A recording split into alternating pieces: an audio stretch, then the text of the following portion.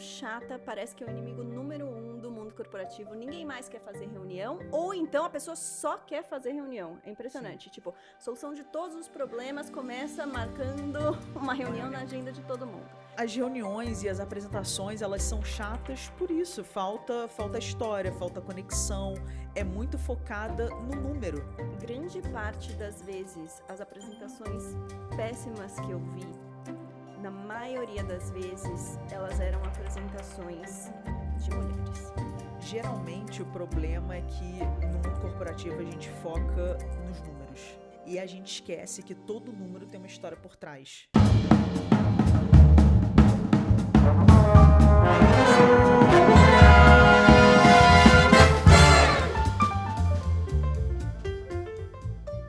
Você já se perguntou quantas portas deixou de abrir por medo de se mostrar? Ou quantas ideias brilhantes ficaram no escuro porque você teve vergonha de acender a luz? A gente cresce aprendendo a se segurar. A gente se segura na fala, no gesto, no brilho. E quando chega a hora de apresentar, seja um projeto, uma ideia ou a si mesma, o medo toma o microfone e a gente sai de cena. Mas comunicar bem é uma ferramenta, não é um dom.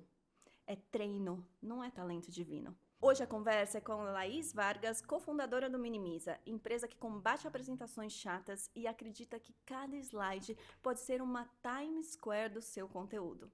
Da carreira corporativa à criação de um negócio em família, da vergonha de se expor ao orgulho de ser top voice no LinkedIn, ela compartilha como tomou o seu lugar e como você também pode tomar o seu. Eu sou Ana Cineviva, CEO da Hora Educação, e toda quarta-feira tem um episódio novo do Era Qual Que Me Faltava. Laís, muito obrigada por você estar aqui com a gente hoje, e para mim é quase que emocionante, assim, entrevistar você, porque a gente já trabalhou juntas em diferentes momentos da vida, né? A gente já trabalhou juntas em uma grande organização no mundo corporativo, depois a gente trabalhou juntas como parceiras em projetos, e eu vi você posso dizer, dos primeiros anos da sua carreira. Sim. E ver você empreendendo depois, para mim, assim, é mais um motivo de... Não que eu tenha alguma coisa a ver com isso, não tenho responsabilidade nenhuma sobre isso, mas, assim, orgulho de ver mulheres abrindo espaços, construindo coisas do zero. Eu acho isso muito incrível. Eu queria que você soubesse. Queria começar essa entrevista assim e queria que você falasse um pouquinho dessa história. Como é que foi entrar no mercado de trabalho, trabalhar em grandes empresas e depois, qual foi esse momento que falou assim, não, agora eu vou ter a minha empresa? Como foi isso para você? Eu nunca sonhei em empreender, nunca. Assim, meu pai é funcionário público, minha mãe psicanalista, e eu não tenho assim nenhum exemplo, né, pelo menos vivo, de empreendedor na minha família, zero. Uhum. Quando eu entrei na faculdade, eu fiz SPM, a faculdade ela vai para um caminho muito... Você vai para o mundo corporativo, você vai trabalhar numa grande empresa. E a SPM tem muito disso, de mercado de trabalho, e você vai estar nessa organização, e vai fazer essa carreira, e vai virar diretor de marketing. Uhum. Então, eu tinha essa cabeça, eu vou sair da faculdade, eu vou ser diretora de marketing numa grande empresa. E aí, eu fiz empresa júnior, aí eu trabalhei na Colgate, que foi onde a gente se conheceu, depois eu fui para L'Oréal, depois eu fui para uma agência super pequena, criar uma área, montar uma área, e eu lembro que quando eu falei para os meus pais que eu ia sair da Colgate para ir para L'Oréal, minha mãe ficou em choque. Minha mãe falou, mas como assim? Por que você vai sair? Porque meu pai ficou 40 anos na Petrobras. Eram outros tempos. Sim. E isso porque eu estava indo para L'Oréal. Eu estava indo para outra empresa gigante. Depois, quando eu falei que eu ia sair para ir para uma agência, minha mãe quase surtou. Falou, cara, o que você está fazendo da sua vida? Mas era naquele momento eu vi que eu precisava testar coisas. Eu não estava 100% satisfeita com a minha carreira, no sentido de eu sempre gostei muito de trabalhar, de fazer as coisas, mas eu não estava feliz.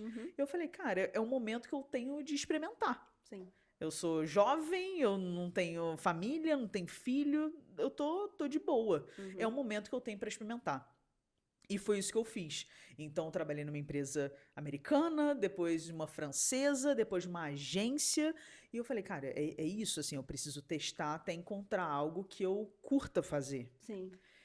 E nessa agência eu tive a oportunidade de empreender com o dinheiro dos outros, digamos assim. Então, eu fui para montar uma área e consegui montar isso, então criei tudo dessa área, foi muito legal ver isso crescer, até que chegou um momento que eu falei, eu acho que tá na hora de fazer algo pra mim, porque eu já fui do mundo corporativo, já testei isso, tô a agência, eu fiquei mais tempo na agência do que nas empresas, então eu falei, cara, eu acho que eu tenho que seguir por esse caminho. E aí não sei porquê, mas eu sempre. Eu tenho uma conexão muito forte com meu irmão mais novo, meu irmão caçula. Apesar de ser 7 anos mais novo, a gente sempre teve uma relação muito boa. Sempre, assim, desde que a gente era criança mesmo. E a gente estava numa viagem, a gente foi juntos pra Disney. Só nós dois, foi a nossa primeira viagem juntos, só nós dois, assim. A gente ainda estava eu ainda estava na agência, ele estava no estágio e ele odiava o estágio dele. Ele estava terminando engenharia de produção, já sabia que não queria seguir engenharia, e aí naquele momento nos vimos nos divertindo super juntos e tal, pô, na Disney, eu nunca tinha ido, foi super legal. E aí a gente viu juntos que, cara, nenhum dos dois estava feliz na carreira. E aí se passaram, sei lá, 2 ou 3 meses. Eu vou deixar a história mais bonita. Um belo domingo chuvoso. Não sei se foi, não sei se estava chovendo, nem se era Propício para domingo. reflexões sobre carreira e trabalho. Não sei se era domingo, nem se estava chovendo, mas enfim. Eu virei pra ele e falei, cara, você não quer fazer nada junto, não? Bem específico, assim. Bem específico, porque alguma coisa.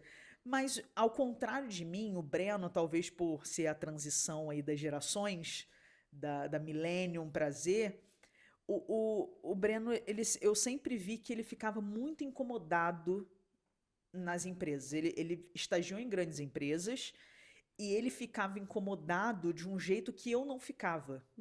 Eu amava aquele ambiente, mas eu ficava incomodado com algumas coisas. Sim. O Breno não. O Breno, ele parecia que ele não se encaixava. Ele, de algum jeito, ele já sabia que não era o lugar dele, mas ele não sabia o que era. Então, nesse momento que eu falei isso, ele virou pra mim e falou, cara, mas o que a gente vai fazer? E aí eu fiz a fatídica pergunta de o que nós fazemos melhor do que a maioria das pessoas? E aí ele virou e falou, apresentação. Caramba. E aí, nesse momento, eu falei, então a gente vai abrir uma empresa de apresentação. E aí começou o Minimiza, foi quando a gente começou ali no início de 2018. Ele ainda no estágio, no último período de faculdade, eu ainda na agência. Duas pessoas que não estavam felizes, né, com as suas carreiras, mas que tentou naquele momento. A gente tentou ali. Eu tinha 30 anos.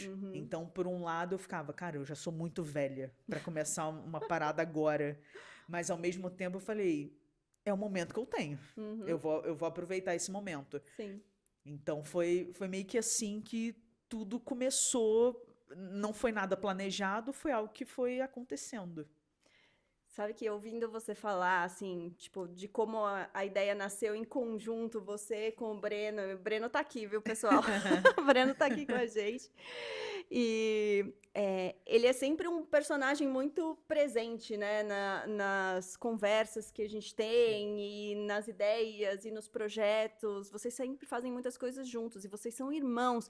E eu, que sou filha única, eu sempre fascinante ver essa dinâmica entre irmãos. Eu queria que você me falasse o lado bom e se tem algum lado não tão bom de empreender e de ser sócia do irmão. Na minha visão, são muitos lados bons. Tá. Eu acredito que a sociedade ela precisa ter muita confiança. Então, assim, eu sempre brinco que se o prolabore do Breno é maior que o meu, eu não sei, porque eu não entro na conta para ver. E ele que cuida dessa parte. Então, é uma relação que eu confio de olhos fechados. E uma sociedade precisa disso em todos os âmbitos. Eu falei aqui a parte financeira, mas que é o que gera geralmente mais brigas e discussões. Sim. Mas, de fato, a confiança é muito importante. E outro ponto numa sociedade é ser complementar. Eu sou uma pessoa muito mais de pensar e da estratégia e de pensar em futuro e modelos de negócio. E o Breno é a parte fazedora. Aham. Eu sou extremamente procrastinadora. Eu fico, penso, eu Gente, é um ótimo faço. complemento. Exatamente. Então, eu penso, eu rabisco, eu monto a estrutura e o Breno é a pessoa que coloca isso na rua. E Aham. aí, essa é a nossa maior força, assim, porque um não existiria sem o outro, Aham. basicamente isso. Então, um sócio, ele precisa ser complementar. Se você tem um sócio que tem as mesmas habilidades que você, cara, não, dificilmente vai dar certo, não vou falar porque sempre tem uma exceção, Uhum. mas precisam ter habilidades complementares. E eu sou a pessoa vendedora. O Breno é a pessoa mais criativa. O Aham. Breno tem um senso estético invejável para uma pessoa que fez engenharia, inclusive. Uhum. Mas o Breno tem um senso estético que um designer não tem. E para o nosso negócio é muito importante. Sim. Então a gente se complementa nesse sentido. Talvez o único lado ruim de empreender com o irmão é que você divide os mesmos problemas familiares. Uhum. Então, se acontece alguma coisa com os nossos pais, nós dois temos que lidar com essa situação Sim. e nós dois temos que lidar com a empresa ao mesmo tempo. Uhum. Então, talvez é a única coisa que eu penso assim que é mais delicada. A gente nunca passou por nada muito difícil nesse sentido, nesses anos empreendendo, mas é a única coisa que realmente me vem à cabeça, assim. De Aham. resto, é muito bom. De fato, o Minimiza não existiria sem essas duas peças. Uhum. Muito legal. E uma das coisas que me chama a atenção nessa história é que, assim, vocês criaram um negócio do zero, do Aham. total zero. E isso exige muita habilidade de saber vender uma ideia, porque no fim do dia, para o primeiro cliente que vocês foram apresentar o Minimiza Uhum. como empresa, a verdade é que o Minimiza não existia ainda. Sim. Você se lembra desse momento em que você apresentou pela primeira vez a sua empresa para um cliente? Como foi como que você fez para vender essa história? Nossa, eu lembro muito. É uma parada que eu até escrevi no meu livro, tem no início do meu livro, tem essa história, mas na verdade eu não vendi, eu fiz um post no Facebook. Uau! Eu fiz um post no Facebook, no meu Instagram, pessoais. Eu Aham. repliquei, né, os dois posts. E uma pessoa que trabalhou comigo na L'Oréal, ela veio falar comigo. Então, Hum. ela era de uma outra área, mas a gente trabalhava diretamente. E ela falou: Ah, Laís, eu mudei de empresa, estou em outra empresa. A gente aqui não tem esse costume de contratar empresas para fazer apresentações, igual a gente fazia na L'Oréal, Aham. mas eu quero trazer isso para cá. Você me Hum. faz um orçamento? A gente vai precisar de uma apresentação assim, assim, assado. E foi por causa desse post. E aí isso faz com que a gente reflita sobre deixar também portas abertas. Não é só um papinho, né? Ah, Aham. sai da empresa, bem. Cara, as pessoas se lembram. É. O Ela famoso não confiou. queime pontes segue valendo, né? Exatamente, exatamente. Então ela foi a nossa primeira cliente e por 3 anos o principal cliente do Minimiza, porque depois Olha. dessa primeira entrega, ela foi contratando para outras áreas, para outras marcas da empresa e a gente foi fazendo todas as apresentações deles. Uhum. Então foi um cliente super importante, uma pessoa que eu tenho muito carinho, porque confiou no meu trabalho em outra empresa, Aham. né? Quando a gente trabalhou juntas anos antes, e a gente seguiu ali se curtindo nas redes sociais, Sim. até que teve esse momento. E aí, isso é uma coisa que eu vejo muito das pessoas, esse medo de compartilhar, ou essa vergonha de compartilhar. Cara, só compartilha. As Uhum. pessoas precisam saber o que você está fazendo. Eu acho muito legal você ter trazido esse ponto, porque, para quem não sabe, a Laís, além de CEO, fundadora do Minimiza, além de escritora best-seller, ela também é top voice no LinkedIn. Sim. E eu queria que você falasse um pouco dessa jornada de como se posicionar em redes sociais. Esse negócio do, não, vai lá e só compartilha, mas tem gente que morre de medo, porque depois você só compartilha e recebe um monte de comentário que você não pediu para ouvir, né? As pessoas são muito corajosas atrás do teclado e muitas vezes as pessoas acabam mal interpretadas e isso reverbera em outras dimensões da vida delas. Fala pra mim como que foi conta pra gente um pouco da sua jornada no LinkedIn, como você se tornou Top Voice e que papel isso tem pra você hoje. Depois desse primeiro post, eu fiquei pensando, né? O Breno vai ser a parte criativa ali, da mão na massa das apresentações, e eu vou precisar vender. Uhum, E aí, nesse momento, eu falei, tá, como eu vou vender? Porque vai chegar uma hora que meu networking vai acabar. sim. Esse primeiro cliente foi o network, foi ótimo, assim, nesse primeiro momento, mas eu sabia que para escalar, para o Minimiza não ser mais um projeto, ser uma empresa, eu precisava de muito mais clientes. Uhum. E aí, nesse momento, eu entrei no LinkedIn. O LinkedIn foi uma rede que eu sempre gostei. Eu sempre curti o LinkedIn. Sabe, eu sempre entrava para saber onde a pessoa estava trabalhando. Que Quem essa foi pessoa promovido, quem não foi? qual é o cargo dessa pessoa? Eu gostava dessas coisas, sabe? Aham. Pô, quem estudou comigo na faculdade, o que ela tá fazendo, em que empresa? Eu gostava, eu era fofoqueira de LinkedIn. E aí eu entrei no LinkedIn um belo dia, eu falei, pô, vou pesquisar as empresas de apresentação que eu conheço, Tá. que eu sei que são grandes no mercado. Pouquíssimos seguidores, poucas curtidas, enfim, a parada bem low, Só assim. assim pro forma, só pra dizer que existe, Só né? compartilhando o que já jogou no Instagram. Uhum. Aí eu fui seguir os fundadores dessas empresas, que eu já conheci. É um mercado que eu gosto, sempre gostei, sempre me envolvi. Uhum. Então, conheço as grandes pessoas ali que trouxeram esse mercado para o Brasil. E essas pessoas também, pouquíssimos likes, pouquíssimos posts, tudo flopado no LinkedIn. Uhum. Falei, cara, tá aí. Eu vou ser a autoridade de apresentação no LinkedIn. Você já tinha essa visão, você já teve Quando esse eu vi, insight. sim, quando eu fiz essa rápida pesquisa e eu vi que ninguém estava falando sobre apresentação e tal, falei, cara, eu vou ser essa pessoa, eu vou Olha. tomar esse lugar. Então eu vi ali um oceano azul Aham. que no LinkedIn é muito comum as pessoas falarem sobre RH, sobre vaga e tudo mais. Eu falei, cara, eu vou falar sobre apresentação. Uhum. Porque é uma parada que todo mundo precisa. Em Sim. qualquer empresa faz apresentação. Independente do seu cargo, independente da sua área, todo mundo faz apresentação. E aí eu falei, cara, eu vou dar dica para as pessoas. Ah, mas aí eu pensei, será que dar dica é o suficiente? Porque elas vão querer me contratar e contratar o Minimiza para fazer uma apresentação? Falei, Uhum. ah, vou tentar. Aham. E comecei a fazer isso, Ana, todos os dias. E o meu trabalho passou a ser ficar no LinkedIn. Por quanto tempo você fez isso todos os dias até você perceber isso tá dando resultado? Por quanto tempo você teve que perseverar nisso? Se a gente contar do primeiro dia, né, que eu comecei a postar até eu receber a notícia que eu seria Top Voice, foram 5 meses. Uau. Então foi muito rápido, foi muito Uhum. rápido. Foi E mesmo. aí eu fui conhecendo pessoas que já estavam no LinkedIn há muito mais tempo do que eu, que estavam nessa há muito. Eu nem sabia o que era ser Top Voice. Aham. Eu fui da segunda lista, né? Então no Brasil teve uma primeira lista em 2016, eu fui à lista de 2018. Era muito novo, era muito recente. Uhum. Eu não sabia muito bem o que era aquilo, mas eu lembro que eu falei pro Breno isso. Tipo, ó, eu tô aqui no LinkedIn o dia inteiro. Uhum. E esse tá sendo o meu trabalho. Olha. Porque aqui eu tô vendendo. Então, enquanto o Breno botava uma na massa, fazia as apresentações, fazia as entregas para os clientes, eu tava no LinkedIn captando os clientes e Aham. fazendo o atendimento deles. Durante 2 anos, fomos só nós dois fazendo tudo.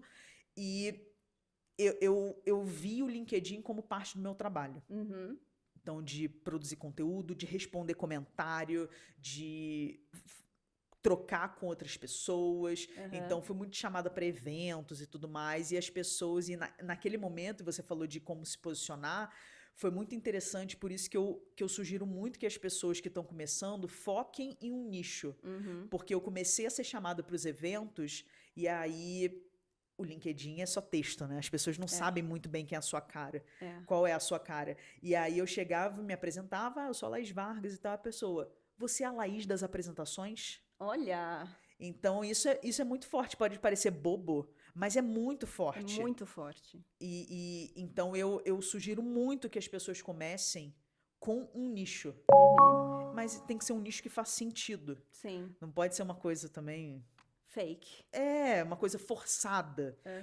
Um nicho que você está criando, obviamente, claramente, só para ser único ali. Mas eu vi essa oportunidade e foquei 100% nisso. Aí depois eu fui falar de gestão, né, de empresa, aí a gente contratou as primeiras pessoas, aí sim a gente foi abrindo, aí a gente lançou curso online, aí eu fui falando também de marketing digital, mas se você entra hoje no meu perfil, 80% do que eu posto ainda é de apresentação, trazendo perspectivas diferentes. Muito legal. E nessa jornada de se abrir para a internet, de contar coisas suas, porque quando a gente se posiciona na internet, a gente acaba trazendo um pouco da nossa vida ali. De um jeito editado, sim. De um jeito filtrado, sim. Mas a gente traz. E como que foi essa jornada para você, das pessoas começarem a conhecer a Laís do Minimiza ou a Laís das apresentações? E se você já teve que lidar com alguma situação difícil, comentário difícil, opinião não solicitada na internet, como que você lidou com isso? Eu comecei a pensar, porque assim, eu acabei, entre muitas aspas, fazendo um sucesso numa ultra bolha muito rápido. E muita gente vinha me Só um conhecer. pouquinho. Outra bolha, quantos seguidores você tem no LinkedIn? 108 mil. Gente, isso não é bolha. Enche 2 maracanãs, né? Então tem isso. Mas assim, naquele momento foi algo que eu não sabia ainda muito bem como lidar, mas eu comecei a ver as pessoas que... Tinha gente que fazia comentários super legais, super positivos, vinham falar. E tinha gente que fazia comentário escroto. E aí eu comecei a perceber que as pessoas que fazem sucesso na internet, elas recebem muito mais hate do que comentários legais. Então eu comecei a falar, se eu recebi um hate é porque tô no caminho tô no certo. caminho certo. Então eu passei a ver nesse sentido. Simples assim. Foi uma coisa que eu realmente virei uma chavinha muito rápido no meu cérebro de tipo, é esse o caminho. Sem querer ofender ninguém, sem querer entrar numa polêmica mega forçada pra receber o hate, mas, cara, eu tava ali. Então, eu sempre lidei com hate, com os haters, nesse sentido de, cara... Mas as tem pessoas que fazer. discutiam com você sobre apresentação? Elas falavam, não é assim que se apresenta? Sim. Sério? Sim. Ah, mas aqui na empresa o template é obrigatório, porque a gente... Isso é uma coisa que eu e Brena, a gente sempre fez muito no nosso conteúdo. Porque, bem ou mal, o ser humano é movido pelos sentimentos ruins. Ou pelo medo, pela raiva. Então, se a gente faz um post no Instagram, que seja, a gente faz um post assim, 5 dicas para melhorar os seus gráficos nos slides. Beleza, ele vai ter 5 likes.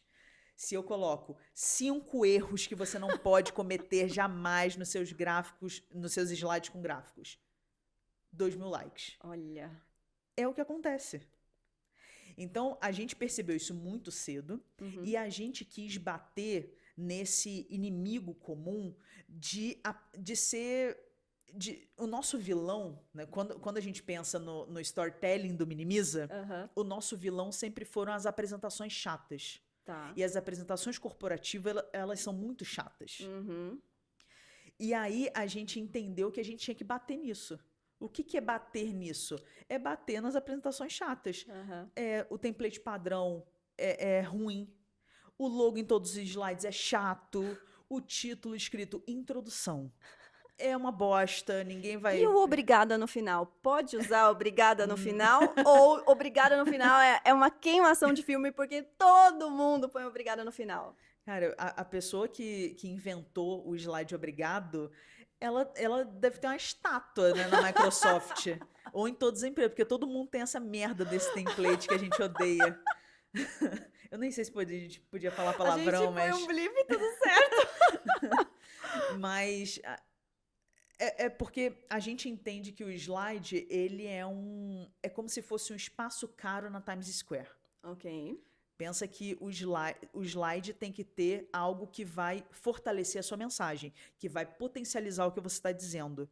A partir do momento que você coloca um obrigado, você vai falar obrigado. Ninguém está falando para você ser mal educado. Ah, É só claro. falar obrigado. Mas na tela, não é melhor você colocar os seus contatos? O seu ramal, o seu e-mail? Você não vai falar o e-mail, mas você vai falar obrigado. Uhum. E as informações importantes estarão na tela. Aham. Então, essa é outra polêmica também que a gente sempre entra. E aí, sim, as pessoas atrás das telas, elas são super corajosas. São os Então, guerreiros de teclado. exato. Então, elas realmente entram em brigas por causa do template. Uau. Por causa do slide obrigado. Uau. Porque na empresa delas, o gráfico tem que ser o de pizza. Tá bom.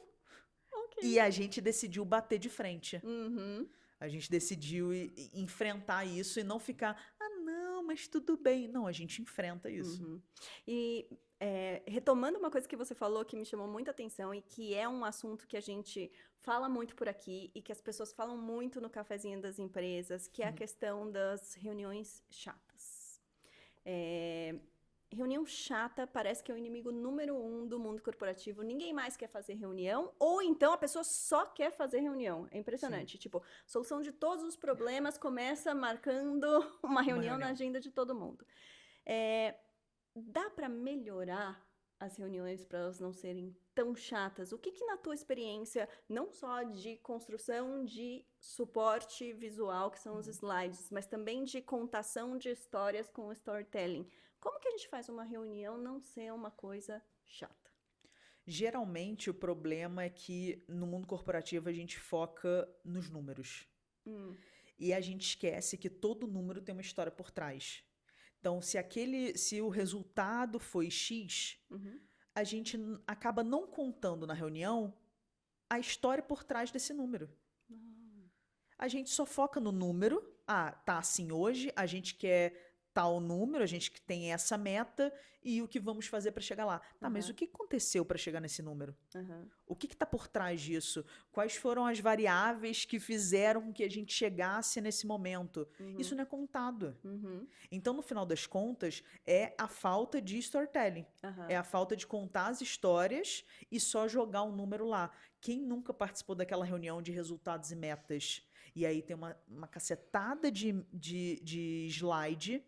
Você já sabe quais são os slides. Você já viu. Você já viu os números antes de entrar na sala. Exatamente. Não é a primeira vez que você está vendo. Exatamente. Você só vai prestar atenção no seu resultado, na sua meta. E você não está nem aí para dos outros. Então, assim, é uma perda de tempo tão grande que... As reuniões e as apresentações, elas são chatas por isso. Falta história, falta conexão. É muito focada no número. Sendo que, quantos números de telefone você sabe de cabeça? 0. O meu. Exato. E por que a gente continua focando no número? A nossa memória de curto prazo, ela é péssima. Péssima. É como se fosse a Dory, né, do Procurando Nemo. É horrível. E é isso, a gente hoje não precisa mais decorar números de telefone. Quando eu era criança, eu sabia vários. Eu sabia até o da Xuxa, gente. Porque a gente precisava decorar os números. Hoje em dia, a gente tem nas mãos. A gente vai receber aquele slide com aquele número. Não precisa. Não precisa.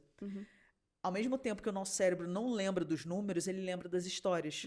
O nosso cérebro consegue lembrar de mais de 60% de uma história. A gente não lembra de todos os detalhes, mas a gente consegue lembrar do todo.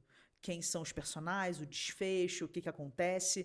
É por isso que dificilmente a gente lembra de uma call ou uma reunião que aconteceu semana passada, Uhum. mas daqui a 3 meses você vai lembrar do filme que você assistiu ontem, Uhum. se for um filme legal, Sim. porque você lembra daquela história. Aham. Então a gente precisa contar a história e trazer esses números, esses resultados, essas metas para dentro desses contextos, Uhum. porque a gente está muito acostumado a só jogar um número para o outro, Uhum. mas esquece de trazer esse contexto. E Eu é isso que gosto importa. muito.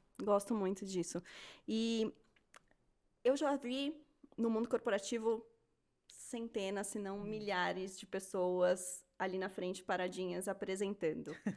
E, obviamente, já vi apresentações muito boas e já vi muitas apresentações péssimas. Grande parte das vezes, as apresentações péssimas que eu vi, na maioria das vezes, elas eram apresentações de mulheres. Você acha que existe alguma coisa que nós mulheres podemos fazer para sermos vistas como melhores apresentadoras? Eu nunca pensei nisso, para ser sincera. Nunca pensei nisso. Eu já vi gente escolher no mundo corporativo assim: essa mensagem quem vai dar é É, ele. aham. E você pode falar essa parte aqui. Sério? E em Uau. geral ele é ele, o homem da notícia boa, ou Uhum. ele vai lá e conta a história de sucesso. E você pode fazer aqui o apêndice 2. Uau. O que que você acha que tem. Por que que isso acontece na sua vivência? Então, às vezes onde isso aconteceu, e eu estava te perguntando para ver se você tinha a mesma percepção ou de repente alguma experiência de ter visto isso no seu trabalho, é que muitas vezes as mulheres elas vão para frente da sala com muita postura de eu quero que as pessoas gostem de mim. Uhum. E não com a postura de nós juntos aqui temos algo que precisamos decidir, o que precisamos fazer. Eu sou aqui a portadora da mensagem, eu organizei a história para todos nós, mas assim, eu estou liderando Uhum. esta conversa. E muitas vezes eu vejo as mulheres muito preocupadas em fazer o slide bonito e pouco preocupadas com a forma como elas iam passar a mensagem lá na hora. E aí, em geral, os materiais delas eram muito bons, Uhum. melhores que os dos homens, mas o discurso era fraco, ou era pobre, ou ele não tinha punch. Sim. O que a gente pode fazer para melhorar essa presença quando a gente precisa passar uma mensagem e liderar um grupo? Nossa, porque você falando, Ana, realmente a gente tem um. A mulher tende a ser mais detalhista, então Uhum. isso para um slide, por exemplo, é muito bom. A qualidade do material ele acaba ficando melhor, Uhum. mas é talvez uma questão histórica mesmo, de que a gente não pode liderar e que, enfim, N coisas que todo mundo já sabe de vida pessoal, de ter um segundo trabalho em casa, etc, etc. Uhum. Mas tudo isso interfere. É muito foda falar isso, né? Mas tu- todo esse entorno, tudo que a gente escuta, mulheres ganham menos, as mulheres têm licença maternidade, tudo isso entra na nossa cabeça e Aham. interfere. Na hora a gente fala, putz, eu tenho que segurar um pouco, porque vai que eu Uhum. fico grávida. Hum. É. Então, é realmente uma mudança de. É muito mais do que uma mudança de postura. É uma Aham. mudança de mentalidade muito radical. Uhum. Muito radical. Eu nunca passei assim por isso, mas você falando, eu lembrei de uma situação onde eu trabalhava na agência, eu morava no Rio, eu Aham. vim para São Paulo apresentar um projeto para um grande escritório de advocacia e o time de marketing já tinha aprovado o projeto e tudo mais e foi mostrar para um dos sócios. Aham. Ele entrou assim, ele olhou para minha cara e aí ele olhou assim para o time de marketing e falou: não tinha agência competente em São Paulo, não? Sério? Sério. E como você reagiu? Eu fiquei quieta. Tava eu e o sócio da agência que eu trabalhava, Aham. a gente ficou quieto. A gente ficou quieto. Fiquei quieto. Uau! Eu não tive reação. Eu não tive reação. Então, não foi por ser mulher, né? Porque eu tava com um homem, tava Aham. com o sócio, mas foi por uma questão, tipo, sério que vocês tiveram que chamar dois cariocas pra fazer esse projeto? Gente, inacreditável. E eu tenho certeza que não faz tanto tempo assim que isso aconteceu. Não, foi 2017. Meu Deus, meu Deus, meu Deus, meu Deus. Me conta uma coisa, vamos falar sobre. Eu quero ensinar um pouco mais os nossos ouvintes ou espectadoras a se posicionarem melhor e usarem as histórias e usarem a oratória para se vender. Legal. Primeira coisa que eu queria que você me falasse. Existe gente que fala bem sem se preparar? Existe assim um talento para falar bem? Ou isso é algo que a gente pode, isso é realmente aprendido ou aprendível, assim? É totalmente treinável. Tem gente que até fala bem, só que recebe muito esse feedback, ganha tanta confiança que fala demais. Sabe a pessoa Uhum, que fala demais e exaustiva, você fica, ai, cala a sei, boca. sei bem. E aí, então tem que ter um equilíbrio, Aham, mas é algo totalmente treinável. Eu falo sempre, a gente gosta de usar muito nos treinamentos do Minimiza, exemplos da Apple. O Steve Jobs fazia apresentações incríveis e ainda são referência. uhum, E as pessoas eu já ouvi muitas vezes falando, ah, mas o Steve Jobs era gênio, né? Ele aham, falava muito bem, ele apresentava muito bem. E realmente ele era gênio. Só que não como um comunicador. aham. Ele tinha muitos problemas de relacionamento, muitos problemas em liderar a equipe. E tem um livro que fala que ele ensaiava por 16 horas para cada conferência da Apple. É, eu já ouvi números, tipo, que ele passava a apresentação 70 vezes É, em antes de 16 subir horas no deve ser palco. isso. É. Deve ser isso. Porque é um momento muito importante. Você vai fazer isso em toda apresentação? Ah, toda segunda você tem reunião com seu chefe. Você vai fazer isso? Não, você não vai fazer. Só que em apresentações mais importantes, em reuniões que realmente vão mudar a sua carreira, é importante você se preparar. Não Uhum. tem jeito. Existem alguns vícios de linguagem, algumas expressões que você acha que tiram valor daquilo que a gente está tentando passar como mensagem? Eu costumo falar que vício de linguagem, a gente precisa se preocupar com os vícios. Ou seja, não tem problema você falar um né.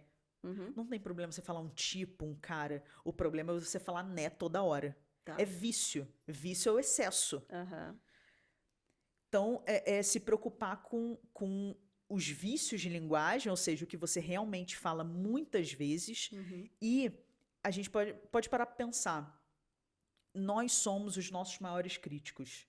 A gente tem uma crítica com nós mesmos absurda. Aham. Então, se você pega o seu celular e filma um treino seu, uma apresentação sua, e Uhum. depois você assiste, você vai morrer de vergonha alheia, mas você vai ver exatamente onde você está errando, o que você pode melhorar. Aham. Então, fazer isso é a forma, assim, é a melhor forma, mais rápida, e é uma melhoria contínua, você vai fazer isso sempre, Aham. para você melhorar a forma como você se expressa. Mas é justamente pensar o que na sua fala incomoda o outro. Então, Hum. não tem assim, até tem, né? A questão de falar no diminutivo Aham. é algo que eu não curto, porque você Hum. está infantilizando a sua mensagem. Ah, Sim. um pouquinho, um bonitinho, Fazer fofinho. um ajustezinho. Vamos fazer um ajustezinho. Isso enfraquece a mensagem. Mas os outros vícios, que são muito mais de linguagem mesmo, de expressões que você fala muito, é você muito mais tomar cuidado para não exagerar e trocar aquele vício, porque o vício ele sempre vai aparecer. Aham. Eu paro de falar muito né, aí eu vou falar muito tipo. Aham. Ele sempre vai trocar. E aí falando disso, eu lembrei de uma outra situação que para você dar risada, Adoro. de a gente tem cursos online que a gente vende para muitos seguidores e tudo mais. E certa vez eu recebi um pedido de reembolso. Tudo certo, Hum. acontece. E na justificativa, você pode dar uma justificativa quando você pede um reembolso. Sim. E o cara, né, o aluno, falou que ele tá pedindo reembolso porque a gente fala carioca demais. Não! Sério. O nosso sotaque é muito forte. E aí eu fui pesquisar quem era essa pessoa. Ah, Aí eu entrei no LinkedIn, era um preparador de palestrante, vá. juro. E aí eu fiz um big texto pra ele falando, tudo bem pedir o reembolso, isso Aham. acontece, isso pra gente é zero um problema, só que você, como um preparador de palestrante, você tá preparando robôs. Porque você, Exato. você é o quê? A Tá Globo dos anos 2000? pasteurizando todo mundo, É, né? você é a Globo dos anos 2000, que tinha que neutralizar o sotaque das Uhum. pessoas. O sotaque conta da nossa história, fala quem nós somos.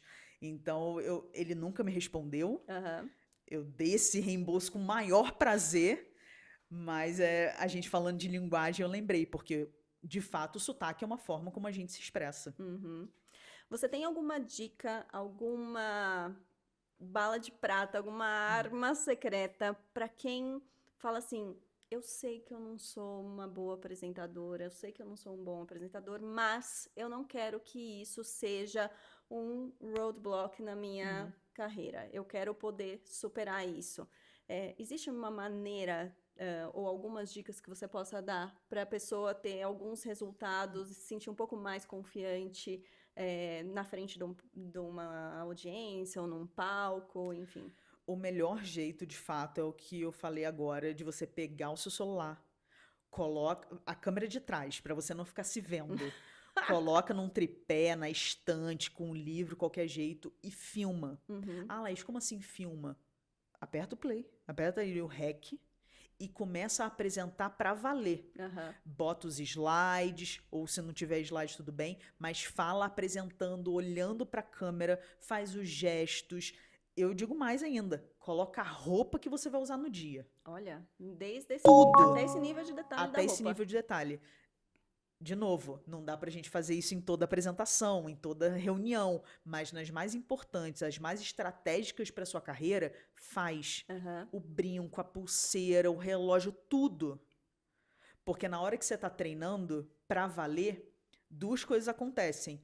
A primeira, o relógio pode tocar, ó, a smartwatch pode tocar. uhum, Putz, tem que botar no não perturbe. sim, Ou vou botar um relógio analógico, vou botar um uhum, relógio normal. olha, Coloquei aqui minha pulseira. Tô passando o slide, a pulseira tá aqui, ó, uhum, balançando. uhum, Não dá pra usar essa pulseira. sim, Coloco a calça nova. Porra, a calça nova, né? Linda, maravilhosa. A calça tá caindo. Putz, tem que colocar um cinto. aham, Por isso que é importante. sim, Quando você assiste o vídeo, você vê quanto tempo. Pô, eu tô ultrapassando o tempo? Não tô? Tô no tempo legal? aham, Tô cometendo algum vício de linguagem? Tô fazendo algum gesto que tá meio duvidoso? aham, Ou posso ser mais amigável? Posso ocupar mais espaço na aham, tela? Tudo isso a gente começa a perceber e ser crítico. uhum, E o segundo ponto é que quando a gente treina pra valer, o nosso cérebro, ele não entende que é só um treino. uhum, Para ele, você tá tá fazendo aquilo valendo. para valer. E aí, quando a gente vai fazer na reunião, Você a já tem nossa a prática, ansiedade, né? exato, Porque aquela vez contou, a não gente era café com enganou, leite. a gente enganou o nosso cérebro. Aham, Então, o treino para valer é uma forma da gente enganar o nosso cérebro, como se a gente já tivesse feito aquilo. Então, pode ficar mais tranquilo, pode ficar menos nervosa, porque o seu cérebro já entendeu que aquilo ali é o que você já faz. uhum, Então tem a preparação e sim. tem no dia que você consegue enganar a sua mente e a sua ansiedade fica mais baixa, você consegue performar muito melhor, que é o que a gente quer. Maravilha, gosto muito. Quero saber quais são seus Uhum. próximos projetos, o que que o Minimiza tá aprontando dessa vez. Eu sou muito fã do Minimiza, desde que eu voltei para o Brasil e eu já estava empreendendo fora e resolvi empreender no Brasil, eu tomo vocês assim como uma referência. Vocês sempre fazem conteúdos inovadores. Quem não segue o Minimiza, sigam o Minimiza, sigam o Breno, sigam a Laís, que vocês vão ver, tem vídeos muito legais que não são só necessariamente o slide A ou B, mas são sobre como contar histórias de um jeito mais interessante. Eu me lembro muito, Uhum. aliás, de onde veio a ideia daqueles vídeos sobre o melhor jogador do mundo? A gente fez o Breno, na verdade, fez um vídeo, né? A gente viu um conteúdo nesse sentido no TikTok, se eu não me engano, de um cara convencendo ou o pai ou a namorada de algum assunto. E a nossa família tem uma relação muito forte com esporte, então eu joguei basquete durante muitos anos, o Breno jogou futebol, jogou tênis, Uhum. a minha irmã jogou basquete também, meus pais jogaram handball, então a gente tem muito essa relação, a gente curte muito esporte. E aí o Breno pegou essa inspiração no TikTok e falou: Ah, Laís, vamos fazer aqui uma disputa e Aham. eu vou fazer uma apresentação te convencendo que o Messi é maior que o Michael Jordan. Hum. E aí foi essa brincadeira, né? A gente fez ali, e aí, óbvio, mostrando não só a parte dos argumentos, como é importante a gente tá convencido daquilo para passar isso para nossa audiência, mas também mostrando os slides, toda essa Aham. parte visual. E aí eu fiz uma réplica provando pro Breno que não, que quem era maior era o Michael Jordan. Foi bem legal e o que, aí contando bastidores, né? O que as Aham. pessoas não sabem, porque o Breno postou primeiro, Messi é maior que o Michael Jordan. Muita gente comentou concordando. Uhum. O que as pessoas não sabem é que nem o Breno concorda com isso.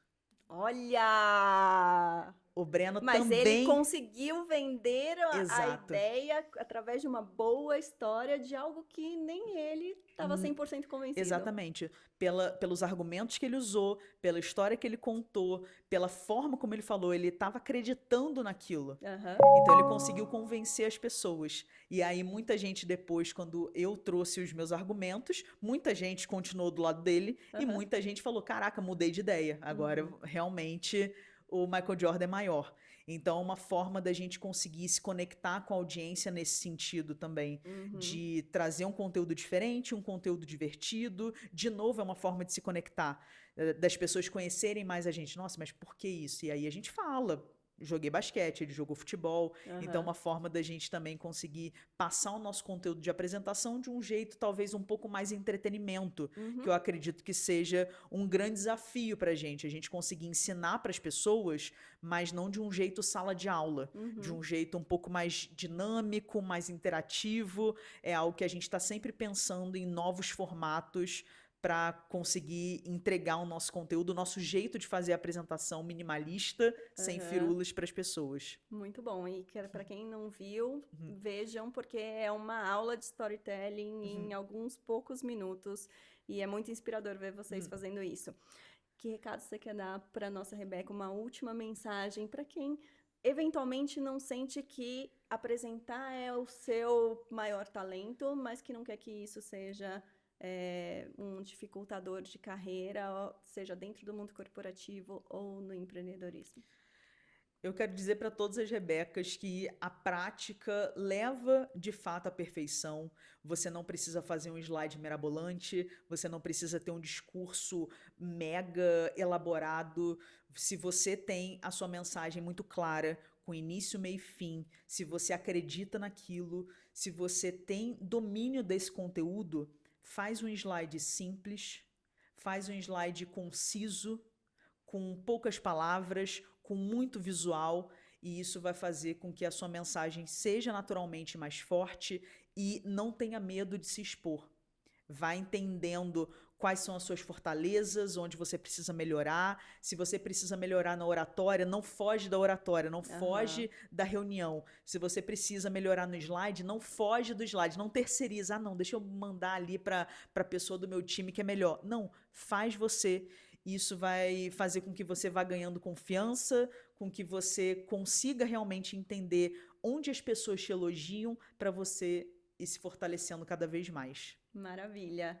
Quero que você deixe aqui, quem quiser saber mais sobre o Minimiza, mais sobre você, quiser continuar essa conversa, onde que é o melhor lugar para fazer isso? No Instagram, @minimiza, a gente faz conteúdos quase que diários. E hoje, onde a gente mais está curtindo compartilhar também é no YouTube. E aí também é só digitar Minimiza, vai aparecer nosso canal. A gente fala muito sobre apresentação e também sobre produtividade, sobre comunicação no geral. Tem muito conteúdo lá. Tem muitos materiais também para baixar, fazer download. Então é só digitar no Google Minimiza que vai aparecer aí todas as redes sociais. Laís, obrigada mais uma vez por você estar aqui, por ter reservado tempo na sua agenda para compartilhar da sua história, do seu conhecimento e oferecer uma sabedoria muito experimentada e muito qualificada no que diz respeito à comunicação e apresentações. Obrigada. Obrigada, eu que agradeço. O convite foi ótimo estar aqui, adorei. E espero que a galera curta também. As Rebecas aproveitem muito o nosso bate-papo. Às vezes, a gente acha que falar bem é sobre impressionar, quando na verdade é sobre conectar. Que se destacar é sobre ter a resposta certa, quando na verdade é sobre saber contar uma história. Com Laís, aprendemos que o slide não é um detalhe, ele é o palco. Que dar voz ao que você faz é também dar valor a quem você é. E que sim, a exposição pode dar um pouquinho de medo, mas não compartilhar o que se cria pode ser ainda mais perigoso. Se você gostou desse episódio, compartilha com alguém que também precisa lembrar que se comunicar é permitir ser ouvido. E que todo mundo mesmo, pode aprender a se apresentar melhor. Se você quiser revisitar as ideias que mais mexeram com você, vai lá na ata da call, o resumo com tudo que foi falado para anotar, refletir e tem mais, ferramentas úteis para você colocar tudo em prática. É aquele tipo de anotação que salva na hora do "e agora o que eu faço?" antes da próxima reunião.